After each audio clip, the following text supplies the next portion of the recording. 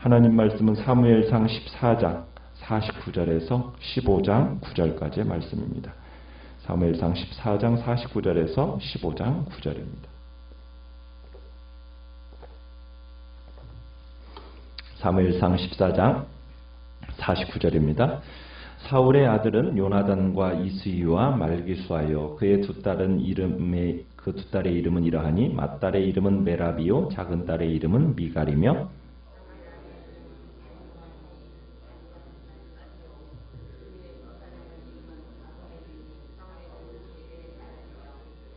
사울의 아버지는 기스요 아브넬의 아버지는 네리니 아비엘의 아들이었더라.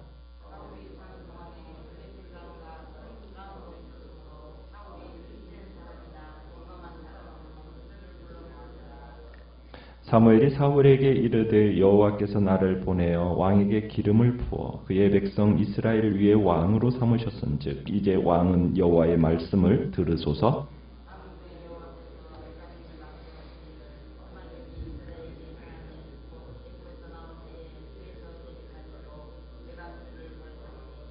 지금 가서 아말렉을 쳐서 그들의 모든 소유를 남기지 말고 진멸하되 남녀와 소아와 젖먹는 아이와 우양과 낙타와 나귀를 죽이라 하셨나이다 하니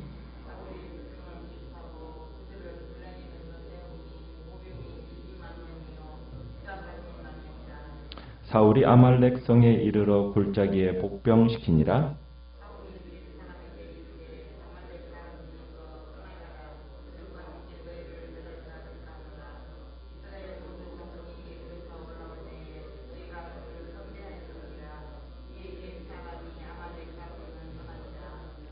사울이 하윌라에서부터 애굽 앞 술에 이르기까지 아말렉 사람을 치고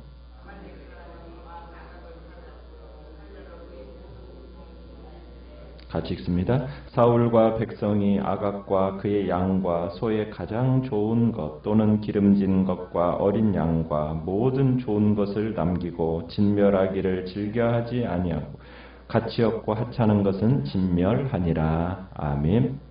오늘 말씀의 제목은 불순종하는 사울이라는 제목으로 말씀을 나눕니다.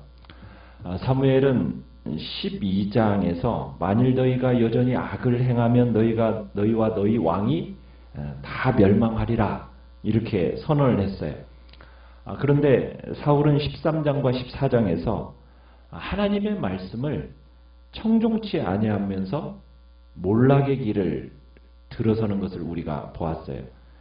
13장에서 그래서 사울의 왕조가 길지 못할 거라는 선언을 듣게 되죠. 그리고 14장에서는 사울이 백성을 피곤케 하고 땅을 곤란케 한 인물로 등장하는 것.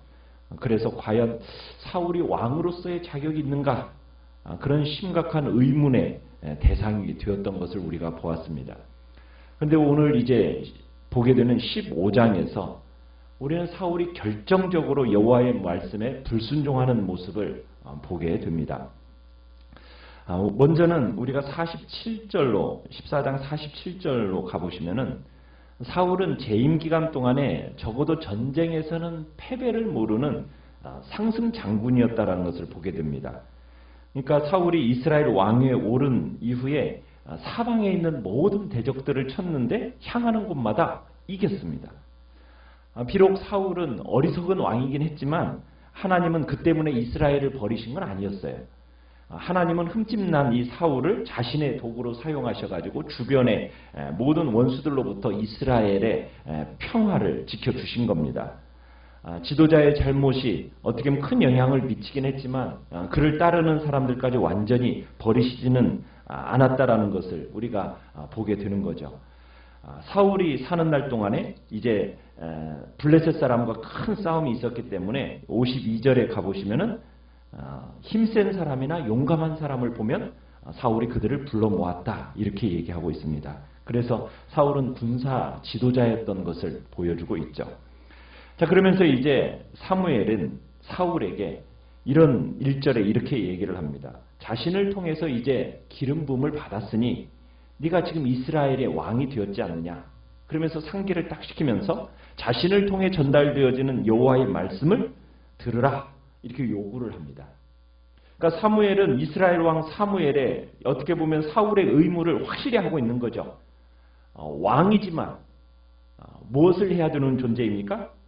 여호와의 말씀을 듣고 순종해야 되는 그런 자리라는 것을 이야기하고 있는 겁니다.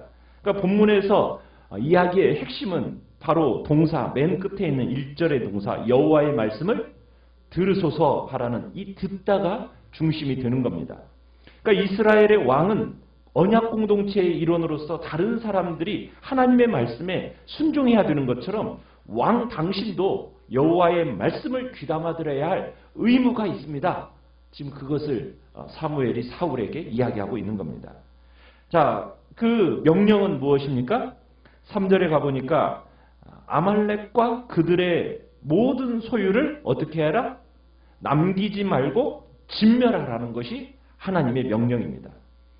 자, 그런데 이 아말렉을 치는 이유가 무엇입니까? 2절에 그 치는 이유를 얘기하고 있어요. 이 아말렉이라는 족속은 출애굽 때 이스라엘을 괴롭혔던 족속입니다.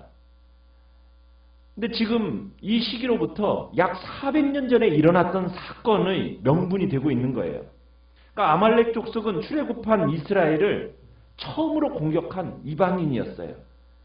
행군으로 이스라엘에 지치고 힘들어 있는데 그때 특별히 뒷부분에 뒤처져 있던 노약자들과 여자들로 구성되어 있는 가장 취약한 부분을 쳐서 죽였던 이 족속이 아말렉 족속이란 얘기입니다.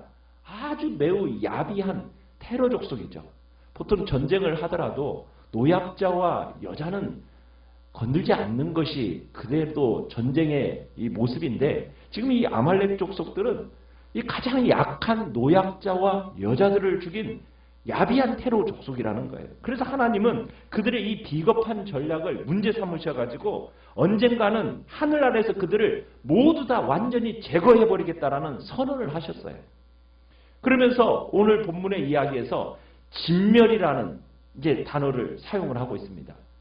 그러면 진멸을 하라고 하면은 어떻게 진멸하는 겁니까?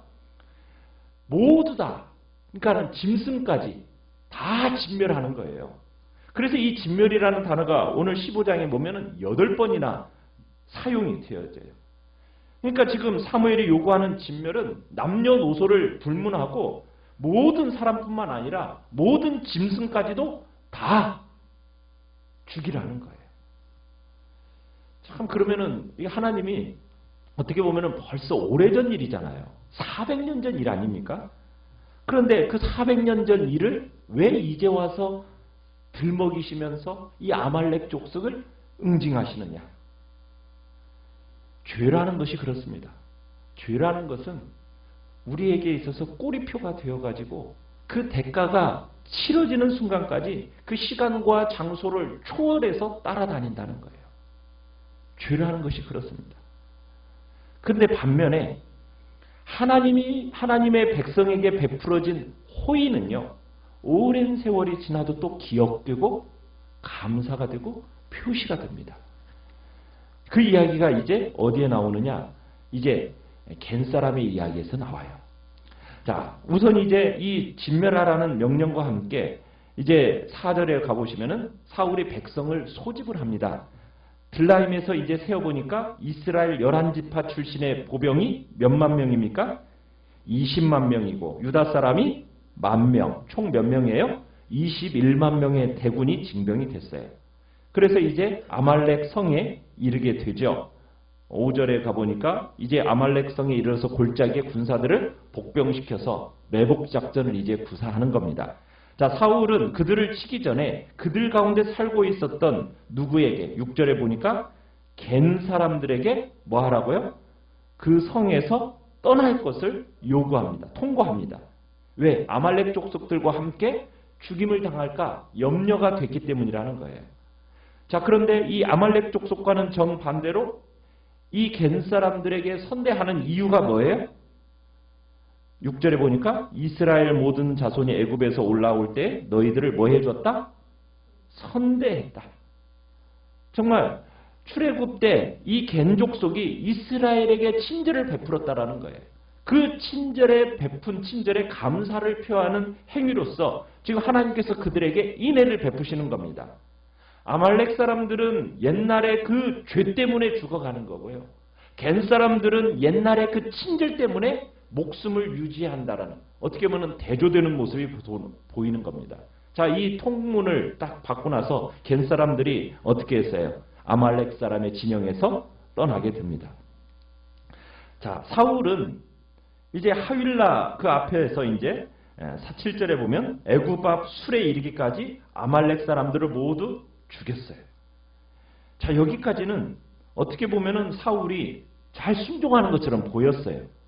아말렉 족속을 정복했고 그의 병사들이 아말렉을 쫓아가서 죽였고, 자, 그래서 잘 순종하는 것처럼 보였는데 자, 그런데 불순종이 나타나기 시작하는 모습이 8절에 나타납니다. 뭐의 불순종이 있습니까? 아말렉 사람 왕 아각은 어떻게 했어요? 사로잡았어요. 죽이지 않았어요. 자, 그러더니 9절에 가보면은 사울과 백성들이 아말렉 족속들의 가축들 중에서 가장 좋은 것, 그죠? 가장 좋은 것은 어떻게 했습니까? 남겨서 가져갑니다. 좋은 것들은 모두 다 남깁니다. 대신에 쓸모없고 가치 없는 것들만 골라서 진멸을 했던 거예요. 하나님의 말씀을 순종하는 데 있어서 자기 마음대로 해석해서 부분적으로만 순종한 겁니다. 아마 사울은 그런 생각을 했을 거예요. 자기 행동에 대해서 충분히 합리화하면서 지금 그런 생각 가운데 이 일들을 진행했을 겁니다. 무슨 생각이에요? 뭐하러 좋은 짐승들을 그렇게 모두 죽여 낭비하는가? 그 좋은 짐승들을 남겨둬서 살려두면 하나님께 드릴 예물이 더 많아지는 거 아니겠어? 어떤 그런 주장 속에서 그의 논리에 그런 논리가 아마 한 몫을 했을 겁니다. 여러분, 그러나 하나님이 원하시는 건 뭐예요? 순종입니까? 재물입니까? 순종입니다. 사울의 모습 속에서 지금 탈취한 좋은 가축들을 죽이지 않는다라는 그 명분은 뭐예요? 어떻게 보면 지극히 현실적인 선택입니다. 그런데 이 현실적인 선택은 하나님의 명령과는 배치가 되는 거예요. 사울이 아각을 살려준 것이나 가장 좋은 짐승들을 하나님께 바칠 제물로 확보해 두는 것, 우리가 생각할 때 그렇게 큰 죄악으로 여겨집니까? 안 여겨집니까? 그렇게 큰 죄악으로 안 여겨지잖아요. 굉장히 인도주의적이고 실용적인 결정처럼 보이지 않습니까? 그러나 실상은 그렇지 않다는 거예요. 만일 왕이 전쟁을 해서 가장 좋은 전리품들을 자신이 취하기 시작하면은, 여러분, 전리품을 노획하기 위한 그 사적 명분의 전쟁을 얼마든지 그러면 일으킬 수 있는 그런 여지를 만들어주는 겁니다. 전쟁을 하는 이유가 뭐가 되는 거예요? 왕의 전리품, 노획물을 획득하기 위한 전쟁을 만들어낼 수 있는 그런 명분이 되어지는 거예요. 어떻게 보면은 왕의 전리품 획득의 욕망의 희생물이 백성들이 될 수가 있다는 얘기입니다. 하나님이 허락하시지 않는 전쟁에도 얼마든지 그러면은 동원될 수 있는 여지를 만들어주는 일이 지금 이런 일이 될 수 있는 거예요. 오늘날 우리가 살아가는 시대는 합리주의 시대입니다. 우리의 생각에 미치지 못하는 것은 다 가짜라는 거예요. 우리가 이해할 수 있는 것만이 진실이라고 믿는 것이 오늘 우리가 살아가는 사회입니다. 이해가 안 되면은 거짓이라고 생각하는 거죠. 여러분, 그러나 그건 잘못된 거죠. 우리는 인도주의적이고 실용주의적인 결정이 진리인 것처럼 생각하는 그 시대를 살아가고 있어요. 그러나 여러분, 진정한 가치는 아닙니다. 여러분, 진정한 가치는 우리는 어디에 두고 살아가는 사람들이죠? 하나님을 유일한 권위로 삼고 그분이 말씀하시는 것이라면 그 말씀에 우리가 내가 이해가 되지 않더라도 순종하는 자리에까지 가는 것이 우리가 살아가는 신앙의 모습입니다. 하나님만이 유일한 권위라는 것. 우리는 그것을 굳게 붙들고 살아가는 사람들이라는 거예요.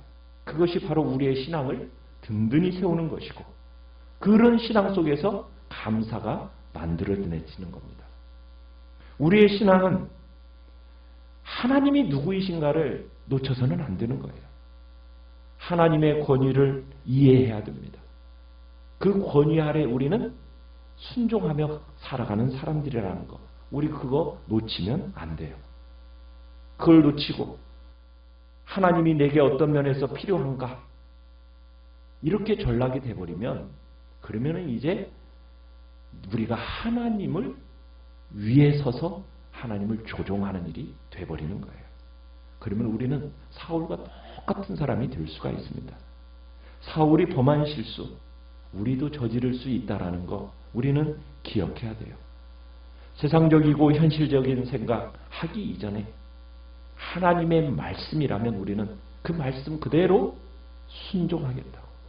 때로는 내 이해를 넘어서는 요구가 우리에게 주어진다 할지라도 말씀이니 그 말씀 따라 순종하며 살아가겠다라는 결단이 우리의 마음의 기본적인 자세가 되어야 된다는 얘기입니다.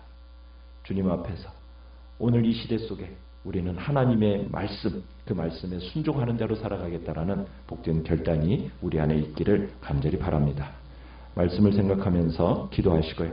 연약한 우리의 지체들을 위해서 기도해 주시고 이 나라와 이 민족을 하나님 긍휼히 여겨달라고 하나님의 은총을 기대하면서 우리 합심해서 주여 세 번 부르짖으면 합심해서 주여 세 번 부르짖으면